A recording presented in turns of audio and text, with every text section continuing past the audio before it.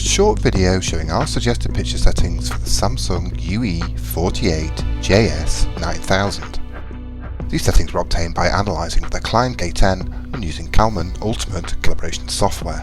Okay, so now we've taken the relevant measurements and made the adjustments on the Samsung UE48JS9000, and we're just going to take you through the adjustments we've made and a few of the picture options you need to know about. Going into the picture menu, the first and most important thing is choosing the right picture mode. You get choices from movie, natural, standard and dynamic, but movie will definitely give you the most accurate out-of-the-box image. We set the backlight to suit the viewing environment, and we think somewhere between 7 and 11 should suit most living rooms. Contrast was set with the pluge pattern, which you can get off a calibration disc, and that means we're getting all the relevant information near white without clipping any details. The brightness control is for the black level, and here we have set 45. In fact, that's the preset, and it was just right for our room where we're not clipping any shadow detail. The sharpness control should be down at 0. We haven't adjusted this input.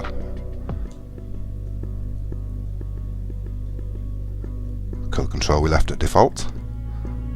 The same for the tint, which isn't really necessary these days. The next one down is the picture size settings. And we'll just go into here, and for your HD or even Ultra HD sources, you really want to have this at 16:9 with the fit to screen option on. So you can see if we turn it off, the image zooms and we lose resolution. So we definitely want that one on. Just backing out and moving down. Ignore that one. 3D settings we just advise at leaving a default on the movie mode. Here we have the advanced settings. Now the dynamic contrast control can be engaged in low, medium or high, and all it ends up doing is blowing out the brighter parts of the picture and clipping detail in the darker areas. It does give the impression of a more punchy picture, but at the expense of detail. Black tone can be off, flesh tone left at 0, and these are the detail calibration controls in here. So you might want to get the pause button ready and perhaps a pen and paper. First we'll go into the white balance, and we made adjustments both in the 2-point and 10-point. Beginning with the 2-point, we just had to nudge the gains around a little bit to get it tracking fairly flat. So you've got a note of those, we can get out of there. The 10-point just needs a little bit of manipulation. So just to make things easy, we'll start at 100% and move down. So we've just added 6 to red, taken 7 away from green and 2 away from blue. 100%. 90%. We've had to add 4 to red, 1 to green, and taken 4 away from blue.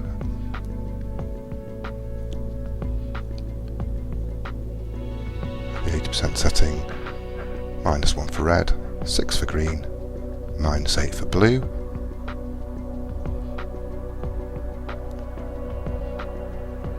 %, is just -2 for red, 6 for green, -6 for blue.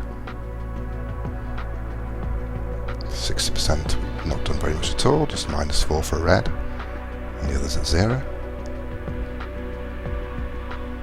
50% -3 for red, 4 for green, and -1 for blue. 40% with -3 for red, 1 for green, 1 for blue. 30% is -3 for red, 1 for green, and nothing for blue. 20% we just have 2 for red, plus 2 for green, -5 for blue. At 10% we just take 4 off red, 4 off green also, and 8 off blue. All minus figures there. So that's the white balance controls in detail. We left the gamma control at 0 because it was close to our target.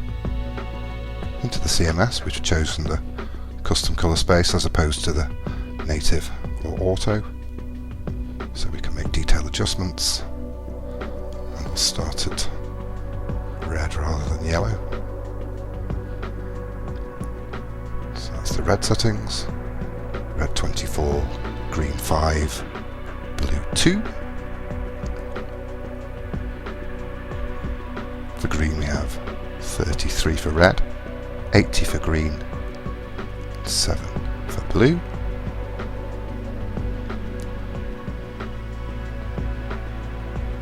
For blue we have 2 for red, 3 for green, and 51 for blue, which is very close to defaults. Yellow was red 55, green 62, blue 7.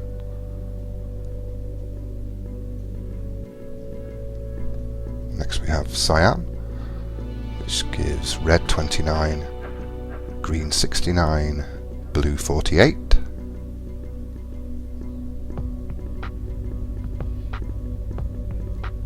And finally we have magenta, which is a setting of red 27, green 5, and blue at 50.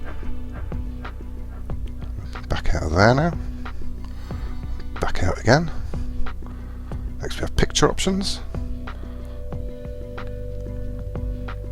Colour tone warm 2 is the most accurate to D65. Now digital clean view, MPEG noise filter, you don't want those on your highest quality sources. Maybe you want to play around with them if you're streaming some YouTube or some other low quality source. But for the best sources you really don't need those on.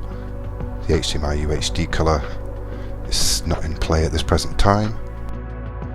Now, by the magic of editing, we've quickly had to switch sources because the film mode wasn't available through the input we were watching because it was a progressive source. Just go back into these picture options, and down here we can see that the film mode is now active, and you want this set at Auto 2. The Auto Motion Plus settings. This is personal preference here. I would leave it off, or at the most engage it in clear, or have it on a very moderate custom setting. But for your film straight movie sources, you definitely want that off for the smoothest representation. Smart LED control controls the local dimming feature, and we'd either have that at low or perhaps standard. Slight personal preference again.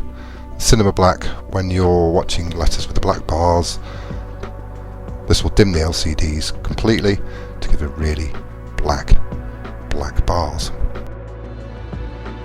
And that completes our picture settings for the Samsung UE48JS9000. Hopefully they've helped you get the most out of your new purchase. And you can read the full in-depth review at avforums.com/reviews. You can see more videos at avforums.com/videos. You can also follow us on Twitter. And why not take the time to like our Facebook page? Thanks for watching.